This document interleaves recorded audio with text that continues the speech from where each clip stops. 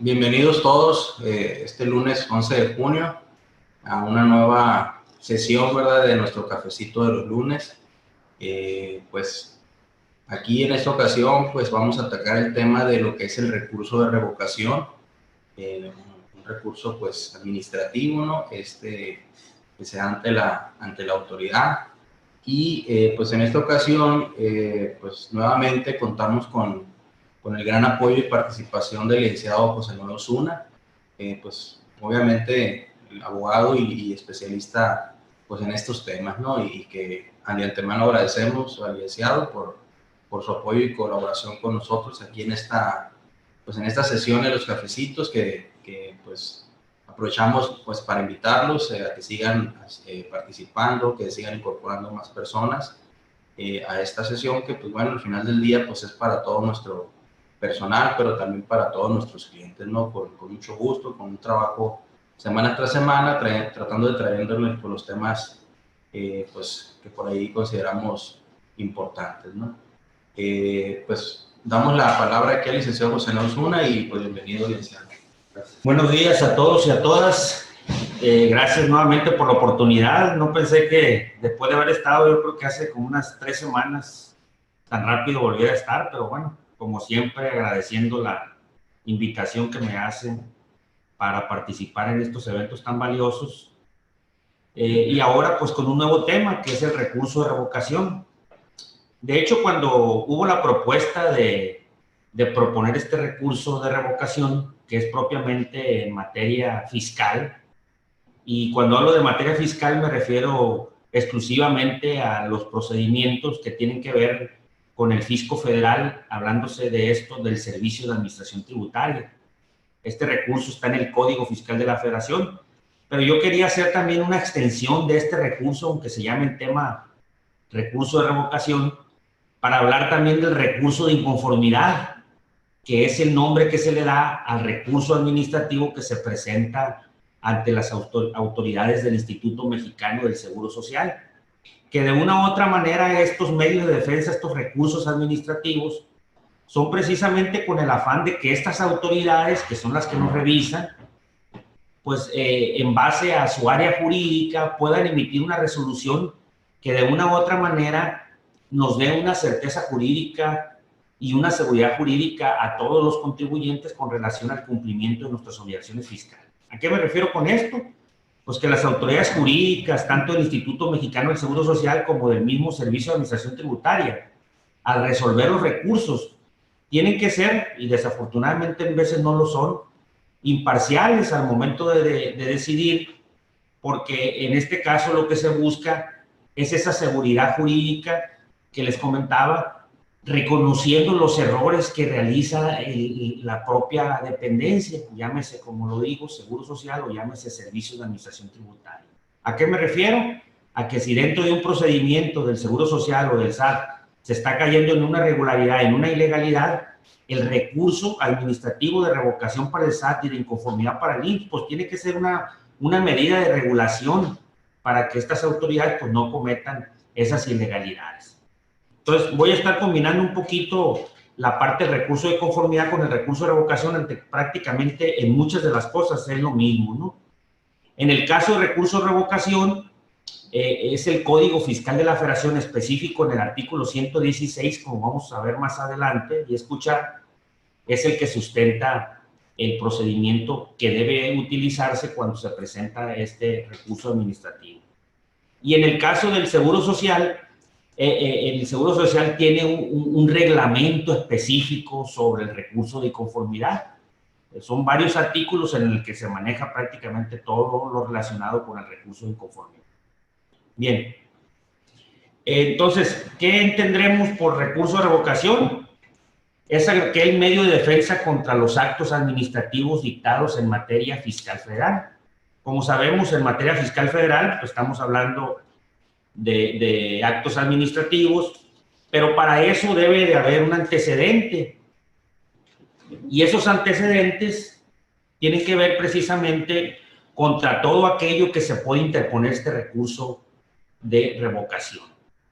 Primeramente, dice aquí que este recurso de revocación procede contra resoluciones definitivas. Ahí se recalca muy bien definitivas en negritas, porque tiene que tener la condición de que determinen contribuciones, accesorios, aprovechamientos, sanciones y en general cualquier resolución definitiva que cause agravio al particular. Bueno, en primera instancia sabemos que el Servicio de Administración Tributaria, a través de sus áreas que ejercen sus facultades de comprobación, pueden emitirnos resoluciones definitivas. ¿Qué es una resolución definitiva?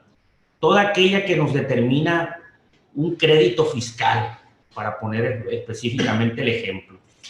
Si somos sujetos a una auditoría, llámese visita domiciliaria, revisión de gabinete, o ahora las resoluciones, las revisiones electrónicas, al final, durante ese proceso de fiscalización, si la autoridad considera que el contribuyente incumplió con el cumplimiento de sus obligaciones fiscales, vaya la expresión, le determina diferencias a cargo. Esas diferencias a cargo se las plasma en un documento. Precisamente ese documento es una resolución definitiva.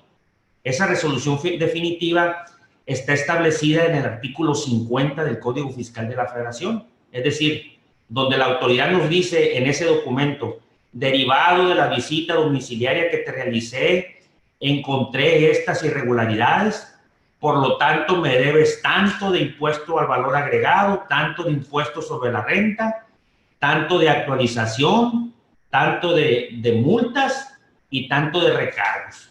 Esa es una resolución definitiva y contra ella yo puedo interponer el recurso de revocación.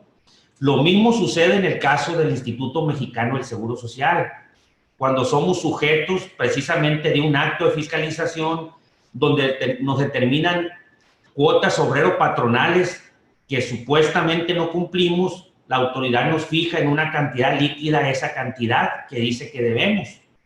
Contra esas diferencias que la autoridad me está determinando en un documento que se llama resolución definitiva o resolución liquidatoria o oficio liquidatorio, contra esa yo puedo interponer el recurso de inconformidad tratándose del Seguro Social. En el Seguro Social también nos pueden determinar capitales constitutivos. Acuérdense que algo muy frecuente que se da en esto, en muchos de los casos que nos toca a nosotros como abogados, es en esos supuestos en los que el trabajador tuvo un accidente y resulta que después sale el patrón y dice: no, hace un minuto lo di de alta. No es posible que diga que no lo di de alta al Seguro Social. Se hace un minuto antes de que se accidentara, lo di de alta. Y bueno, pues ahí estamos los abogados componiendo todo ese tipo de cosas para ver si el tribunal en este caso, o el mismo Seguro Social, más bien, nos puede dar la razón con relación a eso, ¿no? Entonces, contra esas diferencias que se llaman capitales constitutivos, así como las cuotas obrero-patronales, podemos interponer en materia de Seguro Social lo que le llaman recurso de inconformidad. Entonces, esa es una resolución definitiva, aquella que nos determinan contribuciones. También es procedente, volviendo al recurso de revocación, aquellos asuntos que nieguen la devolución de las cantidades que procedan. Acuérdense que hay devoluciones que yo puedo solicitar sobre saldos a favor o sobre pagos indebidos o pagos en exceso. Entonces yo tengo que irme a presentar un recurso de revocación para que entonces la autoridad, y que en este caso es el SAT, que me negó la devolución de ese saldo a favor o de ese pago indebido, pueda revocar esa negativa y entonces pueda yo acceder a ese saldo a favor que considero que fue ilegal el que me lo hayan rechazado. También en aquellos casos de resoluciones que dicten las autoridades aduaneras, hay que recalcar algo muy importante. Cuando se trae mercancía o productos del extranjero, y estamos hablando de personas que normalmente realizan la importación de bienes tangibles, algo que se puede tocar, pesar o medir. Si traigo maquinaria, traigo mercancía o cualquier otro producto del extranjero, al momento de cruzar la aduana yo tengo que exhibir un pedimento de importación, y en ese pedimento de importación tiene que estar reflejado el producto o la mercancía que yo estoy importando, y de la misma manera el pago de las contribuciones que yo estoy haciendo.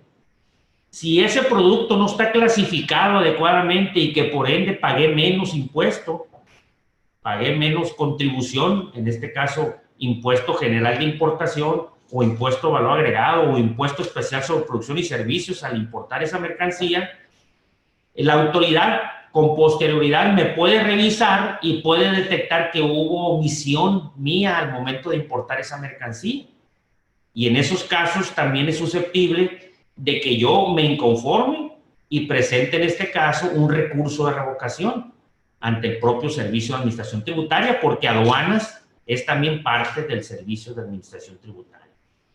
Entonces puede darse el caso, en este caso, vaya la expresión, de que la mercancía ya esté aquí en territorio nacional o de que la mercancía al momento de importarla se detecten esas diferencias en materia aduanera. En esos casos podría ser una autoridad distinta, pero al final de cuentas una autoridad aduanera la que me determine esos créditos y entonces yo pueda, en todo caso, presentar mi recurso de revocación.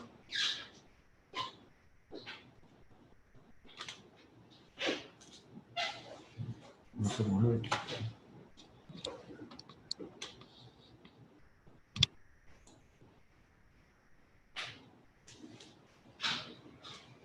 También otro supuesto para presentar el recurso de revocación son aquellos que exijan el pago de créditos cuando se alegue que estos han prescrito o que su monto real es inferior al exigido. Acuérdense que en un momento dado la autoridad, al ejercer las facultades y determinar esos créditos fiscales, es viable que no nos los cobre, por ejemplo. Podría darse el caso en que no nos los cobre dentro del plazo de los 5 años. Y en este caso, si no nos cobra ese crédito dentro de esos 5 años, nosotros podemos, en este caso, presentar un recurso de revocación y pedirle a la autoridad que declare en su resolución que este crédito ya no es cobrable en razón a que prescribió el plazo. Y cuando estamos hablando de prescripción, estamos hablando de 5 años que tiene la autoridad para cobrarnos el crédito. Si no nos cobra el crédito y pasaron esos 5 años, no hace ninguna gestión de cobro. Entonces nosotros podemos, si la autoridad me cobra, pues después de pasados esos 5 años, podemos presentar ese recurso de revocación para entonces exigir que sea resuelto a nuestro favor por prescripción de la autoridad al no cobrar el crédito dentro del plazo que la ley le señala que son los 5 años. También es procedente el recurso de revocación contra aquellos que se dicte el procedimiento administrativo de ejecución cuando se alegue ilegalidad o determinen el valor de los bienes embargados. Cuando hablamos de procedimiento administrativo de ejecución, ya muchos cuando escuchen esa frase le dicen PAE, que es las zonas iniciales de procedimiento administrativo de ejecución. Estamos hablando precisamente de aquel procedimiento que la autoridad realiza cuando nos quiere cobrar los créditos. Acuérdense que en este caso, si no pagamos nosotros los créditos, la autoridad va a presentarse en nuestro domicilio y nos va a exigir o nos va a pedir en ese momento que le paguemos. Y en caso de no pagarle, nos puede embargar bienes. Para eso te dice a ti, contribuyente, oye, señálame los bienes que quieres que te embargue. Y si yo no los señalo como contribuyente, la autoridad puede señalarlos ella misma, ¿no?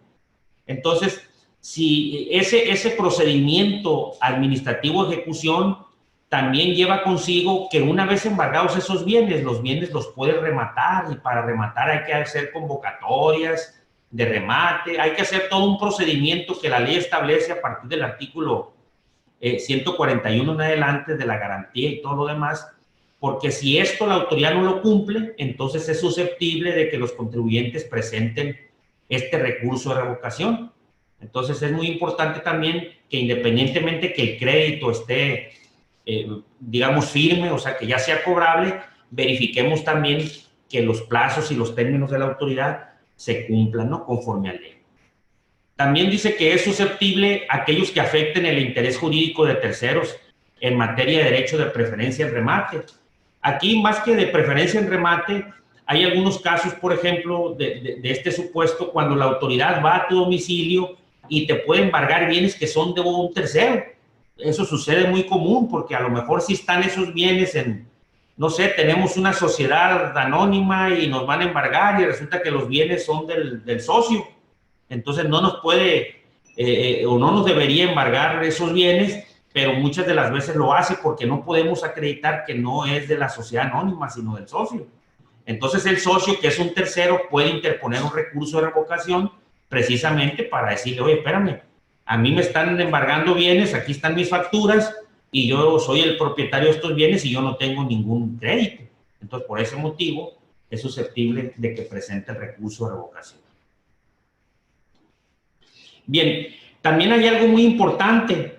Muchos de los abogados, dependiendo la situación en que nos enfrentemos, tenemos la posibilidad de interponer un recurso de revocación o bien, como en el caso del IMSS, un recurso de inconformidad.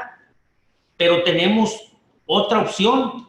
Esa opción es una opción optativa y esto es acudir en juicio al Tribunal Federal de Justicia Administrativa. Es decir, como me va a resolver una hermana, una dependencia hermana de la dependencia que me determinó el crédito, o sea, que me emitió la multa, que me emitió el crédito, donde me están diciendo que debo tanto de impuestos, o tanto de cuotas, o tanto de capitales constitutivos, de tales recargos, de tales multas, de tal actualización. Entonces digo, pues, ¿para qué me voy al recurso si me va a resolver la misma dependencia? Entonces, mejor opto por irme al tribunal, ¿no? Donde ahí ya es una persona distinta la que va a resolver y obviamente la autoridad queda como demandada y yo quedo en este caso como demandante.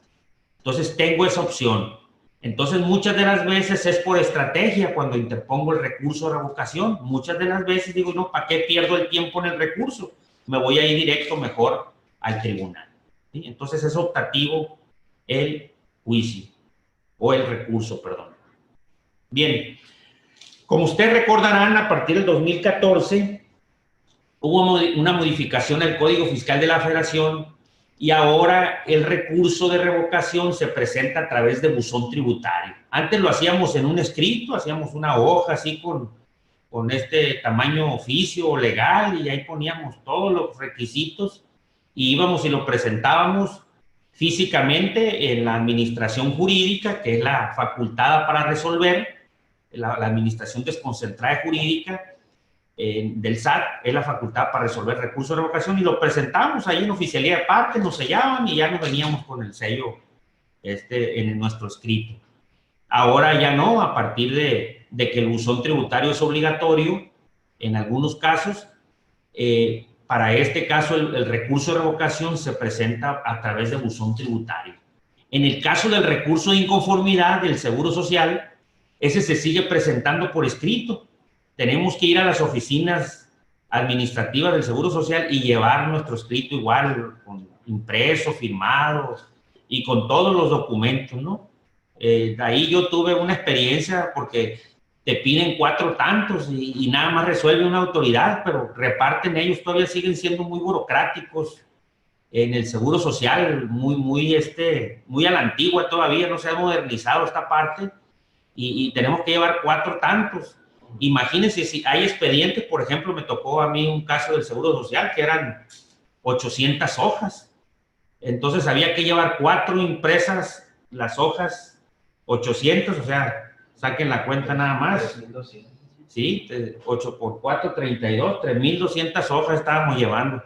Entonces dices tú, oye, pues no, eso no sirve, pues, o sea, tanto documento cuando es una autoridad la que resuelve, ¿para qué tanto documento? Pero bueno, así son las reglas que ellos tienen. ¿Cuál es el plazo que tengo para presentar recurso de revocación? El plazo es de 30 días. Ese plazo era 45 días hasta el 2013, pero con las reformas del código, el plazo se disminuyó a 30 días. Esos 30 días son contados a partir del día siguiente a aquel en que haya surtido efecto la notificación. Esto es algo que me preguntan mucho en cuanto a cuándo surte efecto la notificación. ¿Cómo voy a contar yo este plazo? Bueno, si la resolución en la que me están aplicando la multa, me están notificando la multa o el crédito, estamos hablando de impuestos o las cuotas sobre patronales o lo que viene siendo los capitales constitutivos, me notifican esa resolución, vamos a suponer hoy día lunes, mañana surte efecto la notificación y a partir del miércoles empiezo a contar los 30 días para interponer el recurso de revocación o los 15 días para interponer el recurso de inconformidad. Acuérdense también que si en este día no me encuentra la autoridad, yo como representante legal o yo como persona física, dejará un citatorio en las oficinas o en el domicilio fiscal que yo tengo. Y si en todo caso deja ese citatorio, hasta mañana me estaría notificando, hasta pasado mañana surtiría efectos y hasta el jueves empezaría a contar el plazo de los 30 días o los 15 días para el caso del recurso de inconformidad. ¿Sí? Dice también que ese plazo puede suspenderse hasta 1 año en caso de que el particular afectado fallezca, si antes no ha aceptado el cargo de albacea. Aquí puede darse mucho el caso que le pueden determinar un crédito a una persona y pues resulta que fallece. Y pues imagínense los 30 días, pues los familiares andan en otra cosa y resulta que ahí ya les pueden estar embargando, les pueden estar cobrando el crédito y pues no saben de lo que se trata. Entonces aquí es muy importante conocer y saber que se tiene 1 año para interponer ese recurso, o sea, en lugar de los 30 días. Pero si antes de ese año se hace el juicio sucesorio intestamentario y se nombra un albacea, o sea, un representante legal de la sucesión, entonces en ese momento en que se nombra el albacea, él ahora sí que es el representante del muerto, para poderme entender, y él entonces tendrá suspendido ese plazo de 1 año para presentar el recurso de revocación, ¿no? Entonces es muy importante contar con esta información. Bien, los requisitos para hacer el recurso. Como ya dijimos que se hace en buzón tributario y ya no vas a redactar, tienes que revisar los requisitos que se establecen en el artículo 18 del Código Fiscal de la Federación. Los requisitos que como sabemos debe traer un escrito libre, pues. Ese escrito, pues, dice que lo tenemos que hacer en un documento digital y utilizar nuestra e-firma o nuestra firma electrónica avanzada. Es uno de los requisitos. Al momento de que tú entres al buzón tributario, que entras con tu e-firma, ingresas al buzón, ahí prácticamente vienen los requisitos que tú vas a ponerle al recurso y en este caso, con tu firma, pues ya está asociado a lo que viene siendo tu nombre, denominación o razón social, obvio tu clave de registro federal de contribuyentes y obvio también lo que viene siendo el domicilio fiscal. El domicilio fiscal es muy importante porque en este caso es el que determina la competencia. Es decir, no puede recibirnos un recurso de revocación la auditoría, el jurídico de Culiacán cuando nuestro domicilio está aquí en Los Mochis o viceversa. Entonces, en el momento en que tú pones tu e-firma, en ese momento, pues ya lo asocia el buzón tributario a que lo va a resolver Los Mochis, porque tu domicilio está en Los Mochis, para el caso de ejemplo. ¿Sí? También los requisitos dice es que yo señale la resolución o el acto impugnado. Yo tengo que poner en el buzón tributario el número de la resolución esa donde me está cobrando la multa, donde me están determinando las cuotas obreros patronales, aquí en este caso sería por escrito. Y en el caso del recurso de revocación, pues nada más lo voy a poner ahí en el apartado correspondiente del buzón, ese número de resolución, la fecha de la resolución y en su caso me puede pedir hasta quién emitió esa resolución. ¿Sí? Entonces, esos datos los tengo que poner. Los agravios que cause la resolución o el acto impugnado. Los agravios están muy asociados con el abogado, es decir, ahí yo tengo que redactar como abogado todo aquello que me agravia, todo aquello que considero que la autoridad incurrió en una ilegalidad.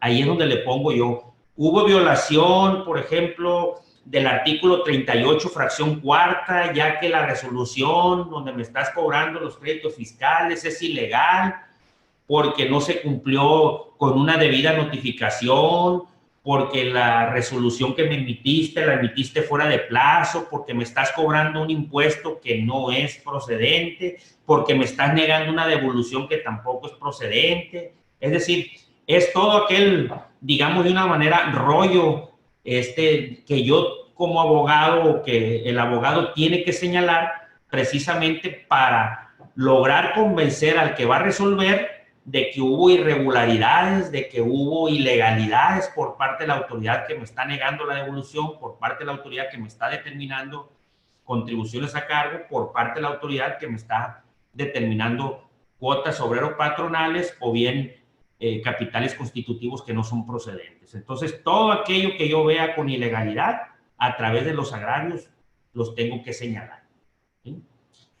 También tengo que señalar las pruebas y hechos controvertidos, es decir, tengo que señalar qué pruebas voy a adjuntar. Y obvio, dentro de esas pruebas, pues tengo que entregar mi constancia de notificación de la resolución. Tengo que señalar también las pruebas que acrediten mi personalidad, por ejemplo. Si yo soy persona moral, pues tengo que acreditar que soy el representante o apoderado legal. No sé, pruebas como, por ejemplo, lo que viene siendo si es una visita domiciliaria la que me hicieron, por ejemplo, pues voy a adjuntar todas las actas parciales que me levantaron, ¿sí? El oficio de observaciones, si es una revisión de gabinete, etcétera, ¿no? Y los hechos controvertidos, pues tengo que señalar yo cómo sucedieron ahora sí que los hechos, es decir, no sé, voy a decirle, por ejemplo, pues que yo soy un contribuyente, que realizo tal actividades, que las realizo desde tal fecha, que siempre he cumplido con mis obligaciones fiscales, pero es el caso que con fecha fulano de tal, la autoridad me emitió una visita domiciliaria con el número de oficio fulano de tal, en la cual pues me determinó tal resolución que estoy en contra y que por eso vengo impugnando. Palabras más, palabras menos, yo le puedo dar un orden del número 1, 2, 3 para ir relacionando todos esos hechos.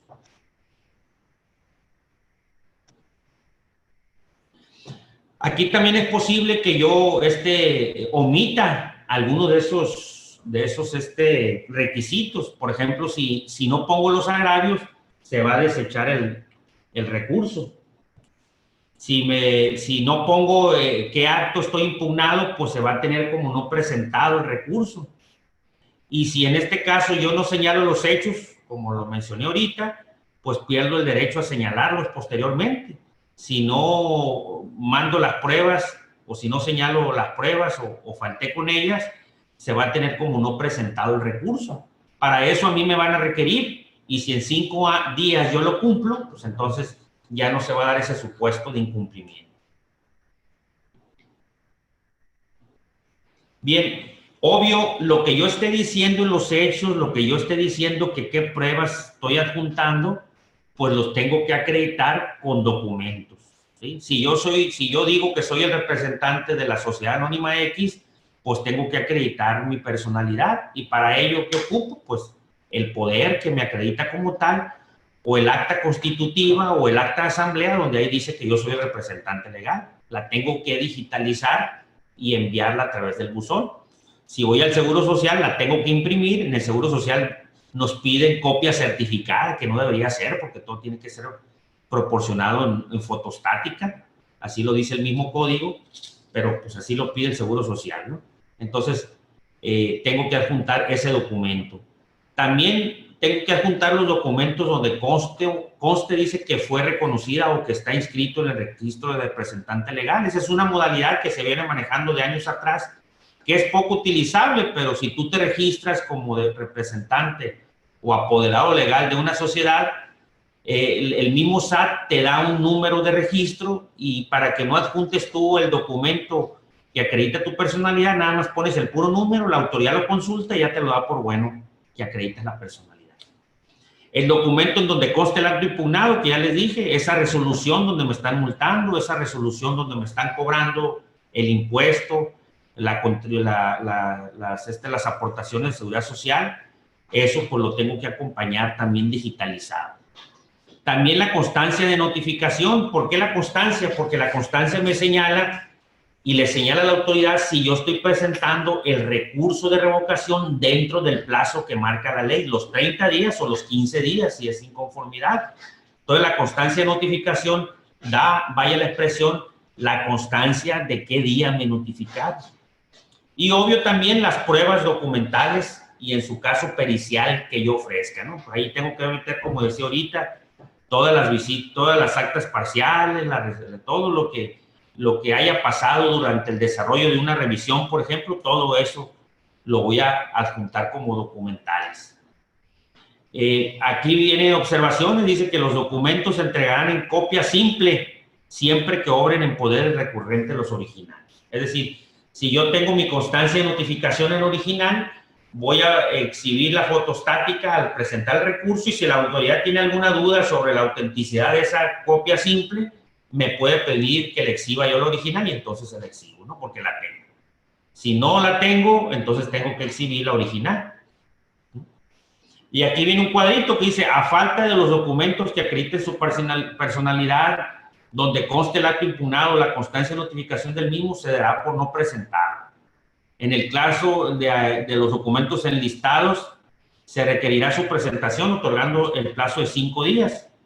Y si no ofrezco yo pruebas, entonces se tienen como no ofrecidas las pruebas. Entonces, todo esto, si no lo cumplo, es en mi perjuicio, porque si yo estoy diciendo que esto me causó un agravio y no lo estoy comprobando con documentos, pues entonces ahí el recurso seguramente saldrá en contra de mi representado, en contra del contribuyente, pues. En muchos de los casos, como les dije, el recurso puede ser una forma de estrategia, porque, por ejemplo, hay ocasiones en que te llega, por ejemplo, nosotros los abogados, hay casos en los que llega el contribuyente con su contador, pero ya faltan 2 días para que vence el plazo, o 1 día, o ese mismo día vence, y no tienes oportunidad de hacer el recurso de revocación con todos los requisitos que se vienen ahí, o el recurso de inconformidad con todos los requisitos y adjuntar todas las pruebas. Entonces existe la posibilidad que lo hagas así como con lo que tengas, digamos, y que puedas anunciar que en 15 días vas a ofrecer pruebas. Para entonces, pues si no tienes contratos, pues hay que hacer los contratos. Si no tienes algún otro documento, pues hay que elaborarlo si no está elaborado, o hay que buscarlo si lo traes extraviado. Entonces tú mismo, al presentar el recurso, le anuncias a la autoridad que vas a presentar dentro de los 15 días siguientes a la fecha de presentación de ese recurso, que les vas a presentar pruebas. Entonces, como les digo, muchas veces es una estrategia. Y es una estrategia también porque si tú no presentaste pruebas durante el tiempo en que te estuvieron revisando, por ejemplo, en una visita, en una revisión de gabinete, en una revisión electrónica o en una revisión del Seguro Social, y no ofreces pruebas en ese lapso y te vas al tribunal directo, entonces las pruebas que exhibas en el tribunal, que no exhibiste durante el proceso en el que te determinaron el crédito, pues no van a ser válidas, no te las va a tomar en cuenta el tribunal. Por eso es importante, insisto, que si tú no ofreciste esas pruebas en una visita domiciliaria, en una revisión electrónica, o en una revisión de gabinete, o en una revisión del Seguro Social, por ejemplo, en los casos de las revisiones contra las constructoras, ahí en este caso, si tú no presentaste esas pruebas y ya te determinaron el crédito, tú tienes la oportunidad de presentar un recurso y ahí exhibir las pruebas. Entonces el recurso en ese momento se convierte en una estrategia para ti, porque estás ofreciendo pruebas que, aunque no las hayas ofrecido cuando te las pidieron, las puedes presentar todavía ahorita. Y la autoridad, en este caso, que resuelve el recurso, que es la jurídica, tendrá la obligación de revisarlas y valorarlas. Si no lo haces, insisto, y te vas al tribunal y allá ofreces esas pruebas, el tribunal ya no te lo va a hacer válido y tienes muchas posibilidades de perder ese medio de defensa.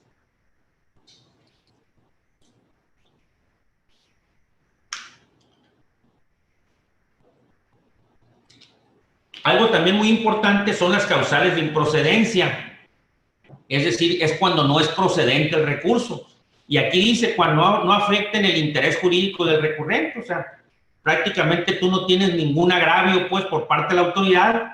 Entonces, el recurso, ¿para qué lo interpones? Hay muchas veces que se presenta en medio de defensa por estrategias de otro tipo, ¿no? Pero si aquí no te ha afectado tu interés jurídico porque no tienes un crédito, no tienes algo que te está agraviando, pues no es procedente el recurso. Y si tú lo presentas, te lo van a recibir, pero al rato te lo van a decretar como sobreseído por surgir esa improcedencia, ¿no? Sean resoluciones, dice, dictadas en recurso en cumplimiento de estas o de sentencias. Miren, cuando ustedes presentan un recurso de revocación y si la autoridad que resuelve el recurso dice, ¿sabes qué? Tiene la razón el contribuyente, porque aquí auditoría no le valoró tal o cual prueba, entonces le voy a mandar la resolución a la auditoría para decirle, oye, necesito que revise la prueba esta que no revisaste cuando el contribuyente te la presentó, cuando te estaban haciendo la visita domiciliaria. Entonces, ahí precisamente dice que no es posible que tú puedas recurrirlo a través del recurso de revocación. Y algo muy importante también aquí es que si tú te vas al Tribunal Federal de Justicia Administrativa y allá también le ordenan a la autoridad que valore esas pruebas para el caso del ejemplo, entonces tú contra esa nueva resolución que emite auditoría, para poner ese mismo ejemplo, no puedes presentar recurso. Es simplemente una forma en que los tribunales o la misma autoridad están modificando lo que en su momento tú recurriste. Entonces, es importante conocer esto porque ya hay un antecedente de un recurso o ya hay antecedente de una sentencia y ahí no procede el recurso de revocación. También en aquellos casos en que dices, bueno, no voy a presentar recurso, me voy a ir directamente al Tribunal Federal de Justicia Administrativa. Eso quiere decir la T, la P, la F, la J y la A que ahí ustedes ven, Tribunal Federal de Justicia Administrativa. Si yo me voy al tribunal, no puedo a la vez presentar recurso. O sea, tengo que decidir uno u otro. Cuando son consentidos por el contribuyente, ¿cuándo considero que los consentí? Bueno, se me pasaron los plazos de los 30 días para el recurso de revocación o los 15 días para el recurso de inconformidad, pues ya consentí el acto. Ya en este caso no tengo ya medios de defensa que presentar porque ya se me vencieron todos los plazos, entonces yo le estoy diciendo a la autoridad por mi silencio de que consentí esto que me estás cobrando y por lo tanto pues ya no puedo presentar recurso, es improcedente el recurso porque se me pasaron todos los plazos. Aquello dice que son conexos a otros que fue impugnado por medio de defensa diferente. ¿Sí? No me puedo ir a recurso y a la vez por una cosa, por ejemplo, y al tribunal por otra cosa, ¿sí? Porque son actos conexos. Un ejemplo, me determinaron un crédito y me fui contra ese crédito presentando un recurso de revocación, pero después se cometieron irregularidades al momento de estarme cobrando el crédito y entonces me fui a juicio de nulidad. Pues como son actos conexos, obviamente es del mismo recurso, pues, o de la misma resolución o del crédito que me determinaron, entonces no puedo mezclarlo, no puedo manejar una cosa por un lado y la otra por el otro. Entonces, ahí es improcedente ese conexo. También dice por los cuales no se amplió el recurso o no se expresó ningún agravio en la ampliación, ¿sí? Ahí acuérdense que nos pueden, si no expresé yo agravios, acuérdense que me van a requerir para que en un plazo yo formule esos agravios. Bueno, pues si no lo hago esos agravios, aparte de tenerme como no presentado, si todos los demás siguieron todos los recursos, pero me lo van a resolver ahí precisamente como recurso improcedente, porque no amplié ese recurso o no expresé ningún agravio en la ampliación. También es improcedente cuando son revocados por la autoridad, algo parecido al punto que manejé hace un momento. Si yo emito una resolución, bueno, si la autoridad, perdón, emite una resolución y considera en este caso como revocados, ¿sí? Esos actos, pues entonces yo ya no puedo interponer ese medio de defensa. Algo muy común de esto, por ejemplo, sucedió cuando la autoridad del SAT aquí emitió las multas contra DIOT. Y, por ejemplo, esas multas contra DIOT, por decir así, decían, es que tú no presentaste la declaración informativa esta de la DIOT dentro de los 17 días siguientes al mes que corresponda. Y ya ven que hay una regla de carácter general que dice que tengo todo el mes para hacerla. Entonces, si la presentaste el día 18 al 20, hubo algunos casos en que la autoridad te multó. Entonces, tú presentaste una aclaración por medio del portal y le dijiste, oye, pero es que tengo un mes, tú mismo aquí me dijiste en las reglas, en la resolución miscelánea. Y resulta que la autoridad te confirma la multa. Entonces tú vas a la jurídica, presentas el recurso de revocación, le haces valer eso y ya se da cuenta, en este caso recaudación, que es la que te impuso la multa, dijo, es cierto, la regué en estas y todavía resolví equivocadamente. Bueno, voy a revocar el acto. Y le dice a la jurídica, ¿sabes qué? Te aviso que le dije al contribuyente a través de una notificación que le revoqué el acto, o sea, que se lo quité. se lo cancelé, digamos, el crédito porque tenía razón. Y entonces la autoridad lo declara en este caso como sobreseído, se llama así, porque surgió esa improcedencia. Es decir, ya no hay materia pues para que la jurídica pueda resolver sobre ese recurso, porque la misma autoridad que emitió la multa que estoy yo presentando a través de un recurso de revocación o un recurso de inconformidad, pues la autoridad lo nulificó, lo canceló. Ese es un ejemplo muy claro de este supuesto, ¿no? También dice aquí que hayan sido dictados por un procedimiento de resolución de controversias. No voy a ahondar mucho en eso, pero tiene que ver con lo relacionado con precios de transferencia, ¿no? Y la aplicación de los tratados para evitar la doble tributación, y todos los convenios que México tiene en materia fiscal con otros países, ¿no? Ya es otra autoridad, más que nada central, la que resuelve esto, pero también es susceptible de presentar el recurso. También dice que es improcedente contra resoluciones dictadas por autoridades extranjeras cuyo cobro se haya solicitado a la Secretaría de Hacienda. Acuérdense que hay convenios internacionales, como ya decía ahorita, y puede ser que un crédito que se determine en Estados Unidos, la persona que estaba ya antes en Estados Unidos, ahora es residente para efectos fiscales aquí en México y le van a cobrar ese crédito. Entonces las autoridades extranjeras, en este caso Estados Unidos, están impedidos para venir a cobrar un crédito aquí, pero sí le pueden pedir en base a ese convenio a las autoridades de aquí del gobierno mexicano para que le notifiquen ese crédito o le cobren ese crédito al individuo que antes estaba en Estados Unidos y ahora cambió de residencia fiscal aquí en México.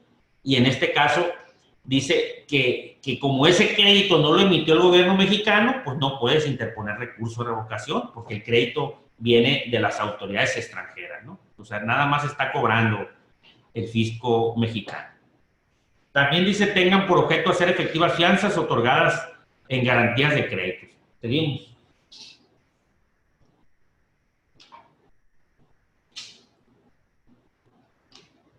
Bueno, lo que vimos son las causales en que no es procedente el recurso de revocación. Pero hay otra figura que se llama sobreseimiento. Ese sobreseimiento se da al momento en que tú ya presentaste el recurso.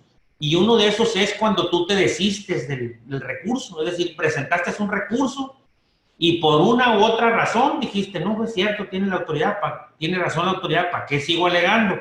Voy a presentar un escrito donde me desisto del medio de defensa. Entonces lo presentas tú y en ese momento se emite una resolución de sobreseimiento, así se llama, un recurso que sobresee porque ya no hay materia de estudio, porque yo que estaba inconforme acepté que tenía razón la autoridad y lo manifesté por escrito.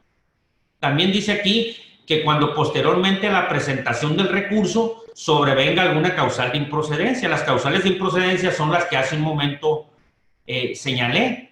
Esto quiere decir que si durante la tramitación de ese recurso que ya lo presenté sucede algo de lo que anteriormente comenté, entonces, como se trata de una causal de improcedencia, entonces la autoridad va a dictar una resolución donde va a sobreseer el juicio porque se generó una causal de improcedencia. También, cuando quede demostrado que no existe el acto o resolución impugnada, es parte de lo que les decía yo ahorita, que en ocasiones interponemos un recurso y no es procedente el recurso. ¿Y por qué? Pero no es procedente no tanto por las causales que hace un momento mencioné, sino porque no existe el acto o resolución impugnada. No sé, pues pudo haber salido por ahí algo que confundió o lo que sea, pero resulta que no existe ese acto, es decir, no tienes una resolución, no tienes un crédito, pues, y en este caso se sobresee, no hay materia.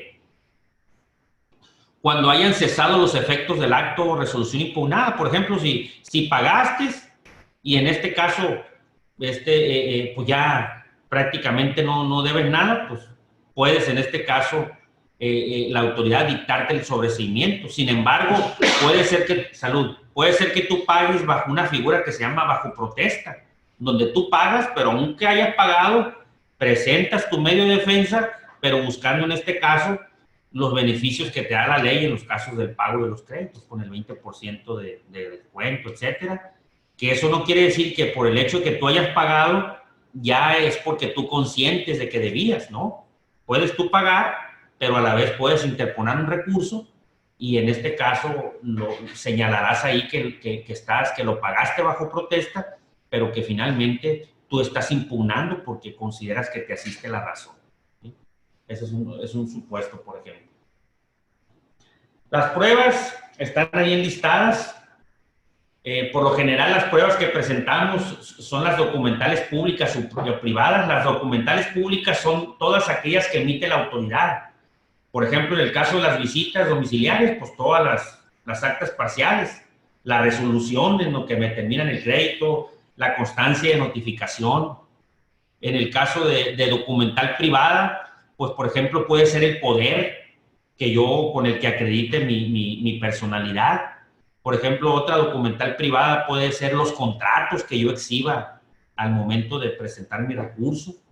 Entonces, o mi recurso de inconformidad o de revocación. Esas son la pericial. Ahí, por ejemplo, cuando yo quiero de algún perito que diga, vamos, es que no tiene la razón la autoridad, aquí me está determinando y haciendo un cálculo incorrecto. Pues yo ofrezco a un contador como perito contable para que él haga el cálculo y determine que realmente hubo un error por parte de la autoridad. Y la pericial esa la puedo ofrecer yo como contribuyente, pero también la puede ofrecer la autoridad. Y ahí es donde se confrontan las dos periciales. Entonces, eso básicamente se presenta cuando es un juicio, pues cuando es un recurso, pues por lo general la autoridad también puede valorar esa prueba pericial en cuanto al análisis de lo que se está presentando, ¿no? Y etcétera, ¿no? Vienen ahí más pruebas. Una muy importante es la confesión expresa del recurrente. Hay ocasiones en que en nuestras resoluciones nosotros le ponemos ahí que acepto que hice esto y esto y esto otro. Entonces, esa es una confesión expresa y puede ser usada en nuestra contra, ¿no? Entonces, ahí está nada más porque son pruebas plenas. ¿Seguimos?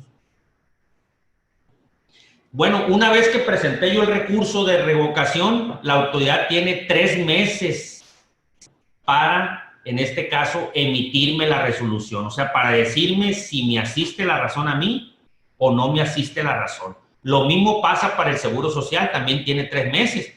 Pero el recurso de inconformidad, por lo general, el Seguro Social. Bueno, yo tengo un caso que yo creo que ya va a cumplir 1 año, que no lo han resuelto. Entonces, yo tengo ahí la opción de irme ya a juicio, aunque no conozca esa resolución, lo que le llaman negativa filtra. Es decir, si la autoridad no te resuelve en ese plazo, es que te negó. Y tú puedes o esperar a que te resuelvan, o bien esperar, en este caso, más bien no esperar y presentar un medio de defensa, o sea, el juicio de nulidad ante el tribunal. Pero la autoridad tiene 3 meses para resolver. En el caso del silencio, como le decía ahorita, de la autoridad, significa que se confirmó el acto impugnado y entonces, como lo mencionaba ahí, puedo esperar la resolución o impugnar la negativa ficta. Es el segundo punto. También en la resolución dice se examinarán todos los agravios, pero cuando uno de fondo sea suficiente para desvirtuar la validez del acto, bastará con el examen de ese antes de analizar los de forma. Como les dije, el agravio es el rollo que pone el abogado donde considera y trata de demostrar con las pruebas y con sus argumentos que está señalando en el agravio qué es lo que le afectó del acto de la autoridad, qué es lo que le afecta de la resolución donde la autoridad le está cobrando esos créditos. Entonces, si hay un mal cálculo o una mala interpretación de la ley, ese agravio en el que estoy señalando yo como abogado de que hay una irregularidad de fondo de la autoridad, o sea, que se equivocó al determinar, se equivocó en la interpretación de tal o cual artículo, esos son los agravios de fondo. Los agravios de forma tienen que ver con artículos incorrectos que me puso, con una mala notificación, con un acta que no levantó correctamente. Entonces, esas formalidades, digamos, de esa manera, también se puede formular agravios. Entonces, dice aquí este último punto, que la autoridad en el recurso de revocación tendrá que revisar los agravios que se presentaron y si es un agravio de fondo el que está, en este caso, sustentado su ilegalidad, entonces la autoridad va a emitir una resolución favorable al contribuyente y ya no va a entrar a analizar los demás agravios, porque de fondo el asunto le da la razón al contribuyente, ¿sí?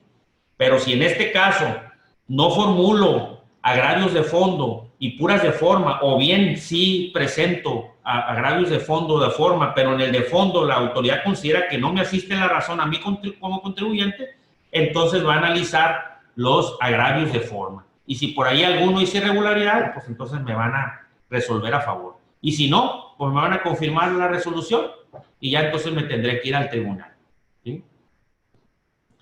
Yo también como abogado, porque aunque no es en este caso muchas de las veces los abogados quienes hacen los recursos, en veces lo han hecho los contadores y a lo mejor hasta otras personas de otras profesiones, si yo cometo errores al poner un artículo, entonces la autoridad no va a tomar en cuenta eso. Pues sí, va a ver el artículo que yo puse, lo va a leer y a lo mejor se va a reír, va a decir, bueno, pues es que se equivocó en este artículo.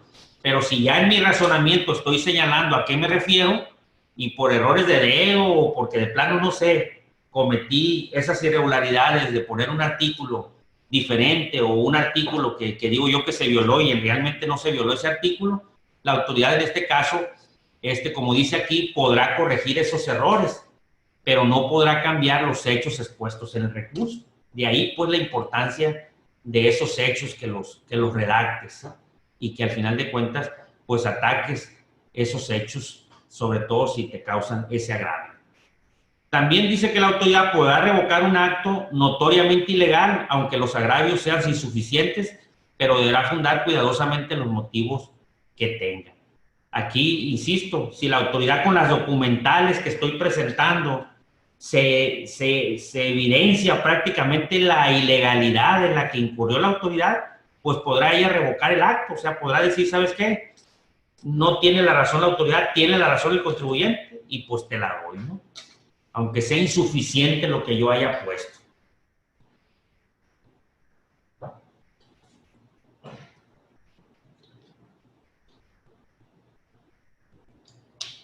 Bien, ¿en qué sentido me va a resolver la autoridad? Es decir, cuando me emita la resolución dentro de ese plazo de los 3 meses, dice, podrá desechar por improcedente el recurso. Ya vimos ahí en qué casos me los va a desechar. Si yo no cumplo ciertos requisitos y si me requieren, igual no los presento en los términos que me dieron, entonces me va a desechar ese recurso por ser improcedente, ¿sí? También en aquellos casos, ya ve que vimos agravios, pruebas, hechos, también me lo puede tener por no interpuesto. Nos tendremos que ir a las primeras láminas para saber en qué casos es improcedente, desecharlo por improcedente, y en qué casos se considera como no interpuesto, ¿no? Sobreseerlo, que ya lo vimos ahorita, también igual puede resolvernos de esa forma. Pero lo importante viene aquí en estos dos últimos, ¿no? Antepenúltimo y penúltimo asterisco, y el último también. Dice, confirmar el acto impugnado. O sea, que nos va a decir, mira, tú me dijiste todo lo que me dijiste en los agravios, pero yo te voy a confirmar el acto impugnado. Es decir, le voy a dar la razón a mi hermana del SAT o a mi hermana del Seguro Social, a la dependencia hermana, porque tú no me demostraste nada, entonces te confirmo el acto impugnado. Sigues debiendo esas cantidades que auditoría te determinó, que el Seguro Social te determinó. La otra forma de resolver es mandar a reponer el procedimiento o a emitir una nueva resolución. Es decir, puede ser que en los agravios que yo formulé en el recurso le hice ver a la autoridad que estuvo mal aplicado el procedimiento y por lo tanto la jurídica, que es la que está resolviendo el recurso, le puede decir a su hermana de auditoría, oye, tienes que reponer este procedimiento porque te equivocaste en tal o cual procedimiento y los tienes que reponer y reiniciar a lo mejor, o bien corregir ese procedimiento a partir del error en que cometiste y seguirle para adelante. O dice también aquí, emitir una nueva resolución. Es cuando el área jurídica le dice a auditoría, oye, tu resolución está mal aquí o acá, emite una nueva subsanando esas irregularidades o esas ilegalidades. Y bueno, se emite una nueva, ¿no? Y la otra es dejar sin efectos el acto impugnado. Esta es la que nos conviene como contribuyentes y como abogados también.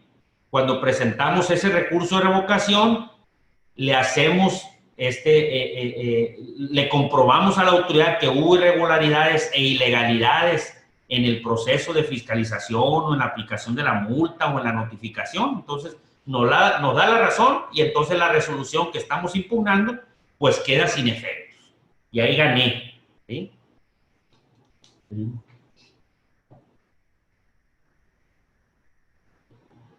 Ya sería todo. No sé si haya alguna pregunta, comentario o duda al respecto sobre el recurso. Traté de ser lo más entendible posible, pues para que ustedes, bueno, que no son abogados, a lo mejor los que me están viendo y escuchando, pues comprendieran un poquito mejor, ¿no? No sé si hay alguna duda, algún comentario.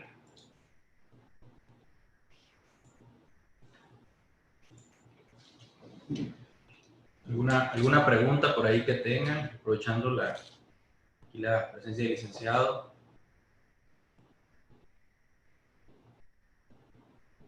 Bueno, yo voy a aprovechar aquí para preguntarte algo, licenciado. Muchas veces me ha tocado, hablando un poco de los plazos, ¿no?, para que tiene la autoridad para resolver, que hablábamos de los 30 días, me ha tocado que muchas veces, dependiendo ciertos asuntos que se ventilan en el recurso, la autoridad local, pues vamos a decir la jurídica local, pues remite estos recursos a un área central. ¿Eso por qué sucede o por qué pudiera suceder? Bueno, en ocasiones, y no solamente en algunos casos, lo está haciendo en recursos, ¿no? La autoridad lo que trata en este caso, de cuidar, es un poquito que no haya criterios diferentes entre las distintas jurídicas. Eso lo vimos muy frecuente en las consultas que se hacían, en los cuales, por ejemplo, si yo iba a presentar una consulta en Hermosillo, me resolvían de una manera, y si la misma consulta la presentaba aquí en Los Mochis, me resolvían de otra forma. Entonces, dentro de la institución del SAT, hay criterios específicos que tienen que seguir con relación a tal o cual resolución, ¿sí? Sobre todo cuando esta es constante. Ya emite una serie de directrices, pues, para que se resuelva de esa manera y no sea diferente el criterio en una jurídica que en otra, ¿no? Entonces, eso es lo que pasa en muchas de las ocasiones. En otros casos, por la complejidad de la resolución, las mandan muchas veces al área central con la idea, pero mandan su opinión de cómo la resolverían. Y las áreas centrales, que finalmente son las que están ahí como jefas de las áreas locales, avalan esa resolución. En ocasiones es decir, ¿sabes qué? Este es el proyecto de resolución que yo tengo, y el área central pues valida si ese criterio utilizado por la autoridad es correcto, pero insisto, trata de permear todo ese criterio en que se va a resolver hacia todas las administraciones, precisamente para que después no vaya a salir botado por allá algún caso similar en el cual se resolvió de una forma diferente, ¿no? Esa es la idea, ¿no? Anteriormente no. Anteriormente le daban esa independencia a cada administración, pero se cometían irregularidades. Inclusive en muchos de los casos hasta estaba ahí, había sospechas de actos de corrupción, ¿no? Tanto en recurso como en las consultas también que se presentan. Esa es la intención. Es un juego mucho más activo de las áreas centrales en esa resolución, porque tienen una repercusión. ¿Sí? Okay. Gracias. Bueno, ¿alguna otra pregunta por ahí? Pues vamos a dar por concluido, si no hay más preguntas ya. Y bueno, pues nuevamente agradecerle al licenciado José Nuno Zunal su presencia y que nos comparta pues todos estos conocimientos del tema. Y bueno, pues a todos les deseamos un buen un inicio de semana productivo, de trabajo. Y bueno, pues un saludo a todos. Cerramos el tema.